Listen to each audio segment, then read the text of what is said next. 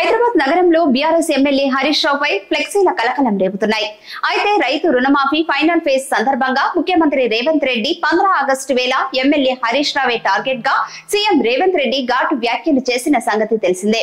గడువులోపే రుణమాఫీ చేశామని, చీమునెత్తురు ఉంటే హరీష్ రావు రాజీనామా చేయాలని సవాల్ విసిరారు.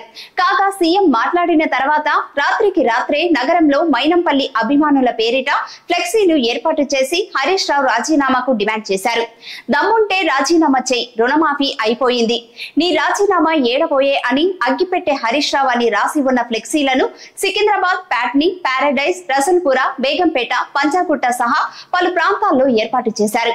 కాగా సీఎం సవాల్ పై స్పందించిన బీఆర్ఎస్ నేత హరీష్ రావు రుణమాఫీ సక్రమంగా చేయలేదని ఆరోపణలు చేశారు.